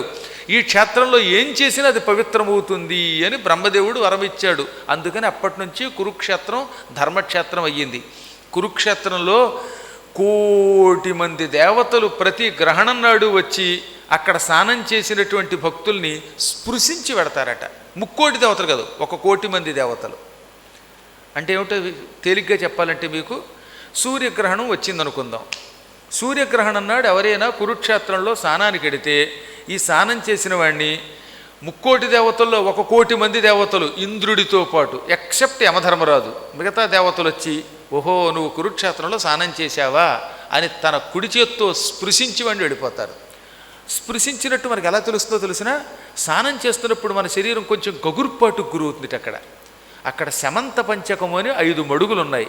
ఈ 5 మడుగులు ఇప్పుడు కలిసిపోయాయి అనుకోండి. ఈ శమంత పంచకాన్ని జమదగ్ని మహర్షి కుమారుడు పరశురాముడు ఏర్పాటు చేశాడు. 3 ఏళ్ళు 21 పర్యాయాలు క్షత్రియుల్ని నరికి ఆ నెత్తురు పట్టుకొచ్చి 5 మడుగుల్లో పోశాడు ఆయన. ఆ తర్వాత ఆ మడుగుల్లో బ్రహ్మదేవుడు వర్షం కురిపించాడు. ఆ వర్షం వల్ల ఆ మడుగులు పరమ పవిత్ర జలంతో నిండిపోయాయి. ఆ జలములను శమంత పంచకము అంటారు. 5 రకాలైనటువంటి దోషములను, పంచ బ్రహ్మహత్యాది పాపాలు, పంచ హత్యాపాపాలు, పంచ భయంకరమైన దోషాలు, ఇవన్నిటినీ తొలగించే శక్తి దానికి ఉన్నది. అటువంటి శమంత పంచకంలో ఇప్పుడు కూడా మనం స్నానం చేయొచ్చు. దాని వాళ్ళు ఏదో సూర్యకొండం అని పేరెట్టారు ఈ మధ్యన అనుకోండి. కానీ కురుక్షేత్రంలో ఆ స్నానం మేము కూడా మొన్న 2019లో సూర్యగ్రహణం నాడు చేశాం. అదేమో డిసెంబర్ నెల. డిసెంబర్ నెలలో ఢిల్లీ దగ్గర ఉన్న కురుక్షేత్రంలో -డిగ్రీలోకి వచ్చేసింది చలి. గదుల్లోంచి ఎవరూ బయటికి రాలేదు. తీరా గ్రహణం అయ్యాక స్నానానికి కడదామంటే గురువుగారు ఇదేం పరీక్షరా బాబు అనుకుంటూ 150 మంది వచ్చారు. ఈ 150 మందిని తీసుకుపోయాను. స్నానం చేయలేని వాళ్ళు నీళ్లు చల్లుకోండి అన్నాను. నేను ములిగాక ఎక్కడికక్కడికే గురువుగారు చేశారు, మనం ఎందుకు చేయకూడదని 150 మంది చేశారు. గచగచగత వణికిపోతున్న చలిలో స్నానం చేసి బయటకు వచ్చాక ఒక్కడికి గజగజలేదు. అంటే చలి కూడా గజగజ వెళ్ళిపోయింది తన దారిని తను వణికి. అందరూ తడి బట్టలతో మళ్ళీ రూములకు వచ్చి బట్టలు మర్చుకున్నాక చలి మొదలైందండి. మీరు చెబితే నమ్మరు, ఎంత గొప్ప శక్తి ఉంది ఆ స్థలంలో. అసలు మానవ మాత్రుడు ముందు స్నానం చేస్తాను అని అనుకోట. అక్కడ ఒకసారి స్నానం చేశాక మరి ఏ దివ్యశక్తి మనల్ని రక్షిస్తుంది అది తెలియదు. కానీ అందరూ ఆ చలి నుంచి బయటపడతారు, ఆరోగ్యంగా వస్తారు. అదిగో ఆ దివ్యశక్తియే బ్రహ్మశక్తి. అదే బ్రహ్మ ఇచ్చిన గొప్ప వరం అన్నారు. ఆ స్నానం చేస్తున్నప్పుడు మన శరీరం ఎవరో నిమిరినట్టు అవుతుంది, ఎవరో ప్రేమగా చేత్తో ఇలా తడిమినట్టు అవుతుంది, గగుర్పాటుకు గురవుతుంది. ఆ గగుర్పాటు ఏమిటనమాట, ఇంద్రుడు మొదలుకొని 1,00,00,000 మంది దేవతలు భూలోకంలో ఆ రోజు అడుగుపెట్టి స్నానం చేసిన వాడు ఒకేసారి స్పృశిస్తారు. ఆ స్పర్శ మనకి తెలుస్తుంది. దానివల్ల శరీరం ఏదో తెలియని ఒక ఆనందానికి గురవుతుంది, రోమాంచమవుతుంది. ఇంకా వాడి జీవితం తరిస్తుంది. వాడు ఏమనుకుంటే అది అవుతుంది. మీరు చూడండి, ఆ స్నానం చేసిన తర్వాత వాడికి ఉన్న ఆనందం వేరు. ఆ తర్వాత వాడి జీవితంలో పెద్దగా అనారోగ్యాలు ఉండవు, కష్టాలు ఉండవు, సుఖంగా బతుకుతారు. ఇటువంటి వరం కురుక్షేత్ర ప్రాంతానికి బ్రహ్మదేవుడు కురువు చేసిన యజ్ఞమునకు దానమునకు మెచ్చుకునిచ్చాడు. యజ్ఞం గొప్పదే, కానీ ఆ యజ్ఞం కంటే దానం మరింత గొప్పది. దానం వల్ల జరిగిన యజ్ఞం పవిత్ర యజ్ఞం. అన్నం పెట్టక, వచ్చిన వాడికి దక్షిణ ఇవ్వక, ఎవరిని పట్టించుకోకుండా కార్యక్రమాలు చేస్తే ఆ కార్యక్రమాలని పెద్దగా దేవతలు మెచ్చరట. అందుకే మీరు పూర్వం ఏ గొప్ప పని చేసినా అన్నదానం చేసేవారు. ఎన్నెన్ని అన్నదానాలండి బాబు. నేను అదే చాలాసార్లు హరిగారితో అంటానమాట, ఆయన జన్మ ధన్యం. ఆ హాస్పిటల్ దగ్గర జరుగుతున్న అన్నదానాలు, గవర్నమెంట్ హాస్పిటల్ దగ్గర బయట రూములు తీసుకోలేని వాళ్ళకి వాళ్ళ కుటుంబం చేస్తున్నటువంటి అన్నదానం పొగడకూడదులేండి, వద్దులేండి. ఆయన వద్దన్నారు, నేను పొగడకూడదు. అయినా నా నోరు అప్పుడప్పుడు ధర్మం వల్ల అలా వస్తూ ఉంటుంది. కానీ ఆ ధర్మమే వాళ్ళ కుటుంబాన్ని రక్షిస్తున్నది. అన్నదానం అనేక యజ్ఞముల మహాఫలితం ఇస్తుందట. ఎప్పుడైనా ఆకలిగా ఉన్నవాడు మన ఇంటికి వస్తే లేదనకుండా ఇంత అన్నం పెట్టండి. ఈ బలహీనత నాకు ఉన్నది, మీకు ఉన్నది కాబట్టి ఆ మాట చెబుతున్నాను. ఆకలితో ఉన్నవాడికి అన్నం పెట్టడం కంటే గొప్ప యజ్ఞం లేదు. నాన్నదాన సమం పుణ్యం, నా అన్నదాన సమం పుణ్యం కలిస్తే నాన్నదాన సమం పుణ్యం. ఈ శ్లోకం చదువుకుని ఒక ఆయన పురాణం చెబుతూ నాన్నదాన సమం పుణ్యం అన్నారు కనుక నాన్నగారిని దానం ఇచ్చేద్దామని వాడు నాన్నని దానం ఇచ్చేసేట. ఎప్పుడు పోతాడో వీళ్ళు నాన్నని ఎదురు చూసినట్టున్నాడు మహానుభావుడు. కానీ సంస్కృతంలో నా అన్న, అంతేకాని తెలుగు నాన్న కాదు. అందువల్ల నాన్నని దానం ఇస్తే ఏం చేసుకుంటారు? ఇప్పుడు ఆ ముసలాయన్ని పట్టుకుని రిటైర్ అయిపోయాక పెన్షన్ కూడా రాని నాన్నని నాలాంటివాడికి దానం ఇస్తే నేను వాడికి అన్నం పెట్టలేక నేనే అతను పడాలి. పైగా రోజు మళ్ళీ నేను వాడికి అన్నం పెట్టాలంటే నేనే వంట వాళ్ళకి 1000 రూపాయలు ఇస్తుంటే వాళ్ళకే ఇస్తాం కాబట్టి ఇవన్నీ దృష్టిలో పెట్టుకుని సంస్కృతం అని గ్రహించండి. నా అన్నదాన సమం పుణ్యం, అన్నదానముతో సమానమైన పుణ్యం మరొకట్లేదు. తెలిసి కానీ తెలియక కానీ ఇంత అన్నం పెట్టండి, అది మహాపుణ్యం అన్నమాట. అందుకే యజ్ఞము దానములతో కూడినది. రాముణ్ణి చూడండి, కృష్ణుణ్ణి చూడండి, ధర్మరాజుని చూడండి, హరిశ్చంద్రుడు చూడండి, ఎవరిని చూచినా వారంతా దానాలే చేశారు. కురుక్షేత్రానికి ఈ పేరు కురు మహారాజు చేసిన మహాదాన ప్రభావం వల్ల వచ్చిందనమాట. అటువంటి కురుక్షేత్రంలో 12 సంవత్సరములు సత్రయాగం చెయ్యాలి, సత్రయాగం చెయ్యాలి అని కొంతమంది ఋషులు అనుకున్నారు. వశిష్ఠుడు, కౌండిన్యుడు, అత్రి, మరీచి, దక్షుడు, అగస్త్యుడు, కపిలుడు, అంగిరుడు, శాండిల్యుడు, క్రతువు, కణ్వుడు, కుత్సుడు, భృగువు, విశ్వామిత్రుడు, మైత్రేయుడు, మార్కండేయుడు, ఆసురి, వామదేవుడు, కపి, దుర్వాసుడు, బకుడు, వ్యాఘ్రపాదుడు, మాండవ్యుడు ఇలాంటి మహానుభావులైన ఋషులు, ఒకరిని మించిన వారొకరు, పరమ ఇంద్రియ నిగ్రహం కలిగినటువంటి వాళ్ళంతా కురుక్షేత్రంలో చేరారు. 12 ఏళ్ళు యజ్ఞం చేశారు. ఆ యజ్ఞం ఎక్కడ చేశారు? శమంత పంచకం దగ్గర చేశారు. అక్కడ ఎక్కడ మకా ఉన్నారో తెలిసే వాళ్ళంతా చెట్లు దగ్గర, ఎక్కడైనా నదీ తీరంలో, లేదా ఏమీ లేకపోతే కేవలం కటిక నేల మీద మాత్రమే ఉన్నారు వాళ్ళు. కొండ గుహలు పెద్దగా లేవు అక్కడ. గుహలు ఉంటే గుహల్లో ఉండేవారు. ఏ గుహ లేకుండా కేవలం నీటి ఒడ్డున చెట్ల కింద అలా కటిక నేల మీద అవే మకాములుగా భావించి ఉన్నారట. ఒక్కళ్ళు గృహ నిర్మాణం చేసుకోలేదు, కనీసం తాటాకు పాకు కూడా వేసుకోలేదు. ఒక్క యజ్ఞమునకు మాత్రమే పందిరి వేసి మిగతా వాళ్ళంతా ఆచ్ఛాదన లేని చోట పడుకున్నారటండి 12 ఏళ్ళు. ఒకసారి ఆలోచించండి, 12 సంవత్సరములు ఏ ఆచ్ఛాదన లేకుండా ఆరు బయట పడుకోవడం అంటే ఎంత కష్టం. వేసవకాలంలో భయంకరమైన ఎండ కురుక్షేత్రంలో, వర్షాకాలంలో పడే వర్షానికి ఒళ్ళంతా సూదులతో గుచ్చినట్టు ఉంటుంది. అక్కడ వర్షం అంత భయంకరంగా ఉంటుంది. అదేంటో ఉత్తర భారత్లో అన్నీ పరాకాష్ఠే. ఇంగ్లీష్లో చెప్పాలంటే పీక్కి వెళ్ళిపోతాయి అన్నమాట. దానికి పీక్ కూడా ఎగిరిపోతుంది దెబ్బకి. వర్షం పడిందా ఏకులు మేకులతో గుచ్చినట్టుగా ఉంటుంది, సూదులతో గుచ్చినట్టు వర్షం పడుతుంది. మీరు బదరీ వెళ్ళిన వాళ్ళకి తెలుస్తుంది. బదరీలో వర్షం పడిందా ఇక బయటికి రాలేడు, గిజగిజగిజలాడిపోతాడు. ఇంకా చలి అది పరాకాష్ఠే, ఎండ పరాకాష్ఠే, అన్నీ ఎక్కువే అక్కడ. అటువంటి ప్రాంతంలో 12 ఏళ్ళు కేవలం ఆరు బయట ఉన్నారు. వర్షానికి తడిశారు, ఎండకి ఎండిపోయారు, చలిని తట్టుకున్నారు. అందుకే వాళ్ళని దేహాతీతులు అన్నారు. వాళ్ళకి దేహము వాళ్ళని ఏమీ చెయ్యదు, అందువల్ల దేహానికి అతీతులు. ఏ మోహములు లేవు గనక మోహాతీతులు, ఇంద్రియాతీతులు. వాళ్ళు జితేంద్రియులు. అంటే ఈ మధ్యన ఒక ఆయన జితేంద్రుడు అంటే ఏమిటంటే ఇంద్రియాలను అదుపులో పెట్టినవాడు అన్నాడు. జితేంద్ర అంటే అర్థం అది కాదు. ఇంద్రుణ్ణి జయించినవాడు ఇంద్రజిత్ అని అర్థం. జిత జయింపబడిన ఇంద్రుడు గలవాడు అంటే ఇంద్రుడిని చెరసాల్లో పెట్టినవాడు అన్నవాడు, జయించినవాడు, వాడిని జితేంద్ర అంటారు. జితేంద్రియుడు వేరు, జితేంద్రుడు వేరు. ఇది తెలుసుకోవాలి. వీళ్ళంతా నిజంగా జితేంద్రియులు. అటువంటి మహానుభావులు తపస్సు చేస్తూ వారిలో వారు 12 ఏళ్ళు యజ్ఞం చేస్తున్నాం, ఈ 12 ఏళ్ళు మంచి కథలు ఏవైనా వింటే బాగుండును, ఎవరైనా వినిపిస్తే బాగుండును అనుకున్నారట. వాళ్ళు మహాత్ములు కదా, వాళ్ళకి ఏదైనా సంకల్పం కలిగితే ఆ సంకల్పం వ్యర్థం కాదు, అది మోఘం కాదు, అమోఘమే అవుతుంది. అందువల్ల వాళ్ళ సంకల్ప బలం వల్ల వ్యాసుని దగ్గర సమస్త పురాణములు చదువుకున్నటువంటి వాడు, కంఠస్థం చేసినవాడు, మహానుభావుడు సూత మహర్షి అక్కడికి వచ్చాడు. ఆయన్ని చూడగానే వశిష్ఠాది మహర్షులంతా ఎంతో ప్రేమతో ఆహ్వానించి గౌరవించారు. ఇక్కడ ఒక విషయం గుర్తుపెట్టుకోవాలి మనం. సూతుడు ఎవరి శిష్యుడు? వ్యాసుడి శిష్యుడు. వ్యాసుడు ఎవరి శిష్యుడు? వాళ్ళ నాన్న పరాశరుడి శిష్యుడు. పరాశరుడు ఎవరి శిష్యుడు? వాళ్ళ నాన్నగారు శక్తి శిష్యుడు. శక్తి ఎవరి శిష్యుడు? వాళ్ళ తండ్రి వశిష్ఠుడి శిష్యుడు. ఇప్పుడు ఆ వశిష్ఠుడు ఈ సూతుడిని గౌరవించాడు. అంటే అవతల వ్యక్తిలో శక్తి ఉంటే అంత గొప్ప గురువైనా గౌరవిస్తాడనమాట, ప్రేమగా దగ్గరికి తీసుకున్నట్ట. మనలో శక్తి ఉండాలండి. శక్తి ఉంటే వాడు శిష్యుడైనా గౌరవిస్తాం, వాడు చిన్నపిల్లవాడైనా గౌరవించాలి, బాలుడైనా పండితుణ్ణి పూజించాలి. బాలుడయ్యును పూజ్యుండు బ్రాహ్మణుండు అని ఆది పర్వంలో, సభాపర్వంలో మహానుభావుడు నన్నయ్య గారు అద్భుతమైన పద్యం రాశాడు. ఇంత పిల్లాడైనా చాలు, వాడు పండితుడైతే పూజించాలి.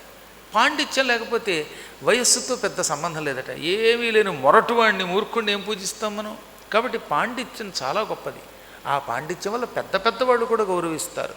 అందుకే వశిష్ఠాదులు ఎంతో విశిష్టుడైన నిత్య పురాణ కథా కోవిదుడైన సూతుణ్ణి గౌరవించి ఆహ్వానించి స్వాగతం పలికి ఆయనకి అర్ఘ్యపాద్యాలిచ్చి మంచి ఆసనం ఇచ్చి కూర్చోబెట్టారు. ఆ ఆసనం సూతపీఠము అని పిలువబడిందనమాట. కూర్మాకారంలో ఉన్న ఒక పీఠం అట అది. ఆ పీఠం మీద కూర్చోబెట్టారు. ఇప్పుడు నేను కూర్చున్న ఇది చూశారుగా ఆసనం. ఇలాంటి ఆసనాల్లో ఒక్కొక్క ఆసనానికి ఒక్కొక్క ప్రత్యేకత ఉంటుంది. తాబేలు ఎలా ఉంటుందో అలా ఆకారంతో మూతి, వెనక కొంచెం పుచ్చం, అటు ఇటు కాళ్ళు ఉన్న ఒక ఆసనం ఉంటుంది. దాన్ని కూర్మాసనం అంటారు. చెక్కతో, అందులో మేడికర్రతో తయారు చేసిన ఆసనం మరింత శ్రేష్టం అనుకోండి. అలాంటి ఆసనం మీద పౌరాణికుల్ని కూర్చోబెట్టేవారు. మళ్ళీ ఆసనం మీద ఒక జింక చర్మం వేసో లేక దర్భలు వేసో కూర్చోబెట్టేవారు. కూర్చోబెట్టి వాళ్ళ ద్వారా పురాణం వినేవారు. అది చాలా గొప్ప గౌరవమట. అలా కూర్చుని పురాణం చెప్పేవాడు ఆయనకు అటువంటి ఆసనం ఇచ్చి ఆసనం మీద ఆయన్ని కూర్చోబెట్టి అప్పుడు పురాణం విన్నవాళ్ళు ఈ ఇద్దరూ కూడా బ్రహ్మలోకం సగచ్చతి. ఇతడు కూడా బ్రహ్మలోకానికి ఎడతట. అంత శక్తి వాటికి. అందుకే వేదమంత్రాల్లో ఒక మంత్రం ఉన్నది. ఆసన మంత్రస్య పృథివ్యా మేరుపృష్ఠ ఋషి సుతలం ఛంద కూర్మో దేవత ఆసనే వినియోగ. ఇందులో కూర్మము ఈ ఆసనమునకు దేవత అని ఉన్నదనమాట. అందుకని కూర్మాసనం వేసుకుని కొందరు కూర్చునేవారు. ఇప్పుడు కూర్మం కనపడితే కుర్మా చేసుకు తినేస్తున్నారు. అది మహాపాపం. ఏది కనపడితే తినేటివి దిక్కుమాలిన మానవుడు. ఈ మానవుడిని చూస్తే ఒక్కోసారి చాలా బాధ అనిపిస్తుంది అనమాట. ఇలా అయిపోయేటటువంటి మానవుడు తపశ్శక్తితో గాలి తిని బతికేటటువంటి రోజులు పోయి తిండిలోకి వచ్చాడు. పని ఆ తిండిలో కూడా ఎన్నో పదార్థాలు ఉన్నప్పటికీ అత్యంత పవిత్రములైన తినడానికి వీల్లేదని చెప్పే గోవుల్ని, ఈ తాబేళ్లని, వీటిని కూడా తినేటివైనా ఆ కౌజు పిట్టలతో ఇక్కడ స్పెషల్గా వంట చేయబడును అని దారిలో బోర్డు అనమాట. ఆ కాజా టోల్ ప్లాజా దగ్గర కనపడుతుంది చూడండి. నాటు కోళ్ళు, నాటు కౌజు పిట్టలు. వీడు మోహం నాటు కాదు, అలాంటి బూటుతో కొట్టాలని అంత కోపం వస్తుంది. కానీ ఏం చేస్తాం, జితేంద్రియులం కనుక మేమేం చేయలేము, చేయడానికి ఓపిక లేదు. మీరు ఎలాగో పట్టించుకోరు. పట్టించుకోవాలనుకున్నవాడు అక్కడికి వెళ్ళగానే కౌజును చూడగానే వాడు మోజుబడి అంటాడు. ఈ కౌజు మీద మోజున్నవాడు అక్కడికి పంపలేము. ఎంత విచిత్రంగా అనిపిస్తుంది. హాయిగా ఆకాశంలో రెక్కలు అల్లార్చుకుని ఎగురుతూ ఉంటే ఆ పక్షులు చూస్తే ఎంత ఆనందం అండి. స్వేచ్ఛగా ఆ విహంగాలు వాటంతటా అవి తిరగాలి. ఎప్పుడూ ఒకదాన్నొకటి తినడం అనేది పశుపక్షుల యొక్క లక్షణం అనమాట. ఏ సింహమో పులో లేడునో ఇంకో దాన్నో తింటాయి. ఎందుకంటే క్రూర జంతువులు, వాటికి అది కూర గనక. మనమేమిటి, మనకు హాయిగా భగవంతుడు ధాన్యాలు ఇచ్చాడు, ఫలాలు ఇచ్చాడు, పప్పులు ఇచ్చాడు, ఉప్పులు ఇచ్చాడు. ఇవి తినడం మానేసి దిక్కుమాలని శవాలను తినడం ఏమిటండి? మనం శవాలను తినే పశువులమా మనం ఏమైనా అని నేనల్లా. వ్యాసుడు అన్నాడు, బట్ నా మీద పడకండి. ఒక మేకను చంపాం, ఆ మేక శవమేది? ఆ శవం తింటున్నాం మనం. ఆదివారం వచ్చేసరికి ఆదివారం శవం తినడం ఏమిటి? ఆదివారం చేపని కోసి తిన్నామంటే అది శవమే కదా. ఒక కోడిని తిన్నామంటే అది శవమే కదా, కడుపులోకి వెళ్ళాక. అదే ధాన్యాదులైతే అవి శవం కాదు, శవము అన్నారు. కాబట్టి మనం భగవంతుడిని నమ్మాం కాబట్టి ఆ మాటలు నమ్ముతాం అనుకోండి. ఎప్పుడైనా అహింస పరమో ధర్మ. మీకు రహస్యం చెప్పనా? ఇప్పటికి కూడా పూర్వకాలపు పద్ధతుల్లో బ్రతుకుతున్న కొందరు ఋషులు ఉన్నారు. వాళ్ళ పేర్లు చెప్పకూడదు కాబట్టి ఇప్పుడు చెప్పొద్దన్నారు కనుక చెప్పట్లేదు.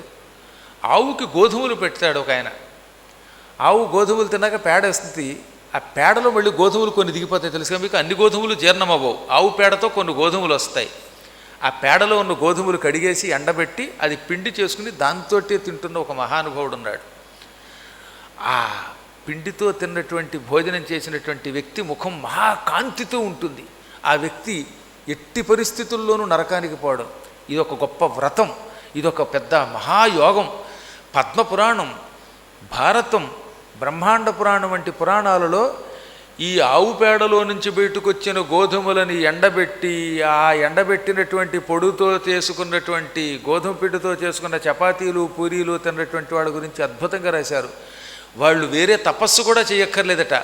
ఆవు కడుపులో నుంచి బయటకు వచ్చినటువంటి ఈ గోధుమలు కడుపులోకి వెడితే మన కడుపులోకి ఒక పూరియో ఒక చపాతీయో తిన్నప్పుడల్లా, ఏది ఈ గోధుమలతో, ఆవు పేడలోంచి బయటకు వచ్చిన గోధుమలతో చేసిన చపాతీయో పూరియో తిన్నప్పుడల్లా ఒక యజ్ఞం చేసిన ఫలితం వస్తుందట. మళ్ళీ ఏం యజ్ఞమో తెలుసా? పౌండరీక సమం ఫలం. పౌండరీకం అని ఒక యజ్ఞం ఉన్నది. పుండరీకుడు అంటే విష్ణు భక్తుడు.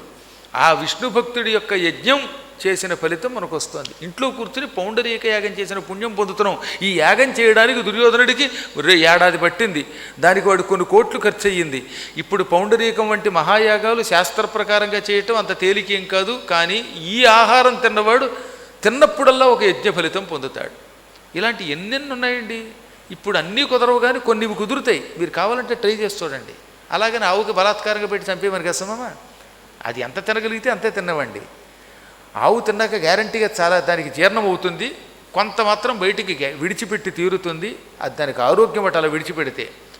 ఆ గోధుమలకి ఉన్న శక్తి ఎంత గొప్పదో. అది కళ్ళు తాగిన పాపాన్ని తొలగిస్తుంది. అత్యంత నీచురాలైన వేశ్యల యొక్క సంగమం చేయటం వల్ల వచ్చిన పాపం ఒక్క దెబ్బగా పటాపంచలైపోతుందట. నేను చెప్పాను, ఇది పురాణ వాక్కు. కొంతమంది నీచ స్త్రీలు ఉంటారు, శరీరాన్ని జుగుప్సాకరమైన ధనం కోసం అమ్ముకు తిరుగుతారు, అడ్డమైన వాడితో తిరుగుతారు. ఏదో కర్మయోగం వల్ల మానవులు అప్పుడప్పుడు బుట్టలో పడతారు. ఇటువంటి నీచ స్త్రీ సాంగత్యం వల్ల వచ్చే పాపమునకు ప్రాయశ్చిత్తం ఏమిటి అంటే, ఆవు తినగా పేడ వెయ్యగా ఆ పేడలో నుంచి బయటకు వచ్చినటువంటి గోధుమలను కడిగి ఎండబెట్టి దానిని పిండి చేసుకుని దానితో ఒక అట్టో చపాతీయో ఏదో ఒకటి చేసుకుని అది తింటే అగ్నిలో పడినటువంటి దూది కాలిపోయినట్టుగా ఈ భయంకర పాపాలన్నీ పోతాయట. నీచ స్త్రీ సాంగత్యం, మద్యపాన దోషం, బ్రహ్మహత్యా పాపం, ఇంకా అభక్ష్య భక్షణం, తినకూడనిది తినడం, ఇలాంటి పాపాలన్నీ పోతాయని చెప్పారు. అందుకే పూర్వం ఇలాంటి అపూర్వమైనటువంటి వృత్తులు చేసేవారట. అదిగో నేను చెప్పేది అటువంటిదన్నమాట. అటువంటి మహానుభావులైనటువంటి ఋషులు ఈ సూత మహర్షిని కూర్చోబెట్టి ఈ కూర్మాసనం ఎందుకు ఇచ్చారు అంటే, ఇదిగో ఆ వ్రతము చేసిన పుణ్యం కూడా ఈ కూర్మాసనం మీద కూర్చుని పురాణం చెప్పేవాడికి విన్నవాడికి వస్తుంది. మనం మళ్ళీ వెనక్కి రావాలి ఇక్కడికి. కూర్మాకారంలో ఉన్న ఆసనం మీద కూర్చుని చేసే జపం వల్ల ఇటువంటి పాపాలు తొలగిపోతాయి, నియమాలు పాటించడం వల్ల వచ్చేటటువంటి లాభాలు వస్తాయి. అందువల్ల మహానుభావుడైన సూతునికి ఆసనం ఇచ్చారు. వారంతా కింద కూర్చున్నారు. ఎప్పుడూ పురాణం చెప్పేవాడు కొంచెం ఎత్తులో ఉండాలి, వినేవాళ్ళు కొంచెం కిందగా కూర్చోవాలంటే. చెప్పేవాడు ఉన్నత స్థానంలో ఉండాలి. చెప్పేవాడి కంటే వినేవాడు ఉన్నత స్థానంలో ఉంటే అది దోషమే. అందుకే ఈ వేదికలు కట్టిస్తారు. పూర్వం చెట్ల చుట్టూతా చప్టాలు కట్టి ఆ చప్టా మీద ఆయన కూర్చోబెట్టేవారు, వాళ్ళు కింద కూర్చోగలిగేవారు. ఇప్పుడు కలియుగం, మీరు కింద కూర్చుని మోకాళ్ళు లొంగక బాధపడుతూ ఉంటారు కనుక, బాసిన మఠం వేసుకోలేరు కనుక కుర్చీలో కూర్చుని వినొచ్చు. కానీ ఆ కుర్చీ ఈ వేదిక కంటే కొంచెం కింద ఉండాలన్నమాట. ఏం దోషం కచ్చమండి, కుర్చీలో కూర్చుని వినడం వల్ల ఏం తప్పు లేదు. ఎందుకనంటే పాపం ఏదో వయస్సులో ఉన్న రోజుల్లో మీరు కూర్చోగలిగారు. నేను ఎరిగి ఆయన చాలా కాలం కిందే కూర్చున్నారు. ఇప్పుడంటే శరీరం సహకరించదు, శరీర ధర్మం కనుక. కాబట్టి శరీరము సహకరించే వాళ్ళు ఉన్నారే, వాళ్ళు మాత్రం కూర్చోకూడదట. 25 ఏళ్ల వయస్సు, శరీరం సహకరిస్తోంది, కింద కూర్చుంటే ఆరోగ్యం, వాళ్ళు కుర్చీలో కూర్చుంటే మాత్రం కొంచెం పాపం అన్నారు. ఓపిక ఉన్నటువంటి వాళ్ళు మాత్రం కిందే కూర్చోవాలట. ఇప్పుడు నాకు అవకాశం ఉంది, నేను కిందే కూర్చోగలుగుతున్నాను, ఈ శక్తి ఉన్నప్పుడు ఎందుకు దుర్వినియోగం చేయాలి దీన్ని? అవునా? ఆ రోజుల్లో ఋషులందరికీ ఆ శక్తి ఉన్నది. అందువల్లే వాళ్ళు వృద్ధులైన చిన్నవాళ్ళైనా అందరూ కింద కూర్చున్నారు. ఆయన ఉన్నతాసనం మీద కూర్చున్నాడు. ఇక అప్పుడు ఆయన్ని వాళ్ళు అడిగారు, వ్యాస శిష్య మహాభాగా, ఓ వ్యాస శిష్య మహాత్మా, నువ్వు పరమ పౌరాణికుడివి, గురువులను సేవించిన వాడివి, ఏం వినాలో విన్నావు, అందువల్లే నువ్వు పురాణం చెప్పడానికి అర్హుడివి. పురాణం చెప్పడానికి అర్హత ఏమేమిటి, ఏమేమి పనులు చేసిన వాడు పురాణము చెప్పవచ్చు. పురాణం చెప్పడానికి కూడా కొన్ని పనులు చేయాలి, అంటే కొన్ని అర్హతలు కావాలి. ఏమేమిటది అంటే, ముందుగా విన్నాడవు వినదగినవి. ఎవరి దగ్గరైనా పెద్దల దగ్గర చేరి ఏది వినాలో అది వినాలట. మహాత్ములు చెప్పిన మంచి మాటలు వినాలి. దాన్నే పోతన గారు తెలుగులో మన్నాడవు చిరకాలము కన్నాడవు పెక్కులైన గ్రంథార్థంబుల్ విన్నాడవు వినదగినవి ఉన్నాడవు పెద్దలొద్ద ఉత్తమ గోష్ఠిల్. నీ వయస్సు పెద్దది, చాలా కాలం జీవించావు, వయస్సు గొప్పదవడం వల్ల కూడా నిన్ను గౌరవించాలి. మహాగ్రంథములన్నీ శ్రద్ధతో చదివావు. గ్రంథాలు చదవడం కాదు, ఆ గ్రంథాలలో ఉన్న అర్థములను తరచి చూసావు, లోతుగా అధ్యయనం చేశావు. ఏదో పైపైన అర్థం కాకుండా లోతుగా చదువుకోవాలి. అనగా ఏమిటి? సప్తపది అనే పదం ఉన్నది. సాధారణంగా పెళ్లిలో ఈ సప్తపదిని చాలాసార్లు వాడతారు. సప్తపది అంటే అగ్నిహోత్రుడి చుట్టూ భార్యాభర్తల్ని 7 అడుగులు తిప్పుతారు. 7 అడుగులు తిరిగారు కనుక ఇది సప్తపది, ఇదొక బంధం. కానీ నిజానికి పదము అంటే కేవలం అడుగే కాదు, మాట అని అర్థం. 7 మాటలు మాట్లాడుకుంటే ఆ ఇద్దరికి బంధం ఏర్పడుతుందట. అందుకే మైత్రం సాప్తపదీనం, 7 మాటలు మాట్లాడినా చాలు.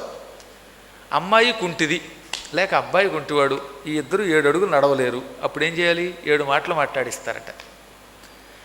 ఇద్దరు మూగవాళ్ళు కుంటివాళ్ళు కూడా అనుకోండి, అప్పుడు ఏం చేయాలి? ఇదొక కర్మయోగం కదా, మళ్ళీ మనకి ఇదో అనుమానం కదా. అయ్యి బాబోయ్, మానవులకు వచ్చే అనుమానాలు ఇన్నే అన్నే. పాపం ఒక ఆయన హరిగా చెబుతున్నట్ట. చెబుతూ ఒక అడవి ఉందండి. ఆ అడవిలో ఒక ఆకు, ఓ మట్టి బిడ్డ స్నేహం చేసేయి. ఆకు అందితే మట్టి బిడ్డ వర్షం వచ్చిందనుకో, అప్పుడు వర్షానికి నువ్వు కరిగిపోతావు. కాబట్టి నేను ఆకుని గనక నీ మీదలా ఉండి నిన్ను కప్పి నీటికి నువ్వు కరిగిపోకుండా రక్షిస్తాను అందుట. అప్పుడు మట్టి బిడ్డ ఏముంది? వర్షం నుంచి నువ్వు నన్ను రక్షిస్తే గాలి నుంచి నిన్ను రక్షిస్తాను, గాలి వేసి నువ్వు ఎగిరిపోకుండా, గాలి బాగా వేసినప్పుడు నేను నీ మీద కూర్చుంటాను, మట్టి బిడ్డను కూర్చోవడం వల్ల గాలికి నువ్వు కొట్టుకుపోవు అని ఆకుకి వరం ఇచ్చిందిట. ఈ రెండు ఇలా స్నేహం చేసుకున్నాయి అనగానే ఇలాంటి కుర్రాడు ఒకళ్ళు లేచి ఒకేసారి గాలివాన వస్తేనో అన్నట్ట. ఈ దిక్మాల అనుమానాలు మనకి. ఇంకా అప్పుడు ఏం చేస్తారు? రెండూ పోతాయి. అలాగా ఈ మానవులకి చాలా అనుమానాలు. కుంటివాళ్ళైతే 7 అడుగులు నడవలేరు కనుక సప్తపది అంటే నడక బదులుగా 7 మాటలు అన్నారు. వాళ్ళు మగవాళ్ళైతేనో అని మళ్ళీ వాడికి అనుమానం వచ్చిందనమాట. అప్పుడేం చేయాలట? వాళ్ళ బదులుగా పురోహితులు వారు మాట్లాడితే చాలట. అమ్మాయి తరపున అబ్బాయి తరపున పురోహితులు వారు అనమాట. ఇద్దరికి ఉంటారుగా పురోహితులు సాక్షాత్తు బ్రహ్మస్వరూపులు, వాళ్ళకి అన్ని అధికారాలు ఉన్నాయి. అందుకని అమ్మాయి పక్కనేమో అమ్మాయి తరపు పురోహితుడు, అబ్బాయి పక్కన అబ్బాయి తరపు పురోహితుడు కూర్చుని వాళ్ళిద్దరు బదులుగా ఏమండి బాగున్నారా అని అమ్మాయి తరపున, శుభ్రంగా ఉన్నానండి వాట్సాప్లో మనం మాట్లాడుకున్నాం కదండి అని ఈయన, ఇలా ఇద్దరు తరపున 7 మాటలు మాట్లాడితే అది కూడా సప్తపది అట. అంటే ఒక్క సప్తపదిలో ఎన్ని అర్థాలు ఉన్నాయో ఆలోచించండి లోతులు. 7 అడుగులు నడుచుట, 7 మాటలు మాట్లాడుట, వారి బదులుగా 7 మాటలు ఇతరులు ఎవరైనా మాట్లాడుట, లేదా 7 పర్యాయములు వేళ్ళు ఒకదానికోటి తాకించుట, ఇవన్నీ సప్తపదిలోకి వస్తాయి. ఇది లోతుగా అధ్యయనం చేయటం అంటే. లేనివాడు ఏమనుకుంటాడు? 7 అడుగులు నడవలసిందే అంటాడు. 7 అడుగులు నడవడానికి వీల్లేదంటే కావాలంటే కాలు ఇంకేదన్నా పెట్టండి, కుర్చీలో కూర్చోబెట్టి తిప్పండి అంటాడు తప్ప మాటలు కూడా సప్తపది అనే విషయం తెలియక ఇలా ఏడిపించిన వాళ్ళు కొందరు ఉన్నారు. అందువల్ల ఎప్పుడైనా సరే గ్రంథార్థములను కనుట, గ్రంథములో ఉన్న ప్రతి శబ్దమునకు ఏ అర్థాలు ఉన్నాయి, ఇక్కడ ఏ అర్థము ఉపయోగపడుతుంది, ఇవి తెలుసుకోవాలి. కలిక అని ఉన్నదనుకోండి, కలిక అనే స్త్రీలింగ శబ్దమునకు మొగ్గ అని ఒక అర్థం, మందు అని కూడా అర్థం. కన్నులకు కలికము అంటే కళ్ళలో మొగ్గలనే, కంటికి మందు అని అర్థం. అక్కడ ఓసారి ఓ మహాకవి ప్రయోగం చేశాడు, కనులకు కలికం పెట్టామని. వెంటనే ఈయన కళ్ళల్లో మొగ్గలు వేసేటండి, కళ్ళు పోయేమోనండి అన్నాడు అర్థం చెప్తూ. అక్కడ కళ్ళల్లో మొగ్గలు పువ్వులు వేయటం కాదు, కళ్ళు పోవడం కాదు. కనుల కలికము అంటే కంటికి మందు రాస్తే, అంజనం రాస్తే చూపు బాగా కనపడుతుంది. అందువల్ల కళ్ళకి అంజనము ఎటువంటిదో చంద్రుడి వెన్నెల అటువంటిదని అర్థం చెప్పాలన్నమాట. కనుల కలికములు నీ కిరణములే అని మహానుభావుడు పెంగళి నాగేంద్ర గారు మిస్సమ్మలో పాట రాశాడు. ఆశ్చర్యపోయానని, ఎంత పండితుడైన, ఎంత చదువుకోపతి మాట రాశాడు అంటే చంద్రుడి కిరణములు కళ్ళకి ఒక అంజనం. ఆ వెన్నెలలో ఏదైనా చూడగలుగుతాం, కంటికి ఒక చూపుకు ఒక మందు అన్నమాట. అది ఇంత గొప్ప పదం అది. దాన్ని మొగ్గంటే మొత్తం అర్థమంతా అభాసం అయిపోదు, పాడైపోదు. అందుకని సూత పౌరాణికుడు ప్రతి పదములో ఎన్ని అర్థములు ఉన్నాయి, ఏ సమయంలో ఏ అర్థం వాడాలో తెలుసుకోవాలన్నమాట. అలా తెలుసుకుని ఆయన వాడేవాడనమాట. ఇది మీ అందరికీ బాగా తెలుస్తూనే ఉంటుంది. కల్ అంటే నిన్న, రేపు అని హిందీలో అర్థం. కల్ ఆయంగి అంటే నిన్న వస్తాననే. ఆయంగి అనే పదాన్ని బట్టి రేపు వస్తానని కదా అర్థం. అందువల్ల భాష మీద అంత పట్టు ఉండాలి. కన్నాడవు పెక్కులైన గ్రంథార్థములు, నువ్వు సమస్త గ్రంథములను చదవడమే కాక ప్రతి పదము యొక్క లోతుని తరచి చూసావు. ఏ పదము ఎక్కడ అవసరమో అది వాడతావు. ఇంకా పెద్దలు చెబుతున్నప్పుడు శ్రద్ధతో విన్నావు. ఎప్పుడు పెద్దలు ఏదైనా చెబితే విసుక్కోకుండా వినాలి. వినడం వల్ల వచ్చిన పాండిత్యం చదవడం వల్ల కూడా రాదండోయ్. అందుకే శృత పాండిత్యం అన్నారు. నిజం చెప్పమంటారా? ఇన్ని పురాణములు వినడం వల్ల మీ దగ్గర ఓ మాదిరివాడు పురాణం చెప్పలేడు, చెప్పినా మీరు వినలేరు. ఎందుకని వినడం వల్ల మీకు చాలా గుర్తుండిపోయాయి. ఒక్కొక్క సందర్భంలో కొంతమంది కొన్ని ప్రశ్నలు గురువుగారు అప్పుడు అలా చెప్పారంటే చెప్పిన వాడు నేనైనా మర్చిపోతున్నాను, కానీ వాడు మర్చిపోవట్లేదు అనమాట. కురుక్షేత్రంలో కురు మహారాజు ఎంత బంగారం దానం చేశాడు అని మళ్ళీ నన్నే అడిగితే నేను మళ్ళీ ఇంకోసారి పుస్తకం రెఫర్ చేయాలి. అదే నా శిష్యులైతే విన్నవాళ్ళు ఆయన రోజు వచ్చిన వాళ్ళందరికీ 2 చేతులతో దోశలతో దానం చేసేటండి అని మీకు గుర్తుండిపోయింది. చూశారు మరి. అందువల్ల వినాలి, వినడం వల్ల బాగా గుర్తుంటుంది.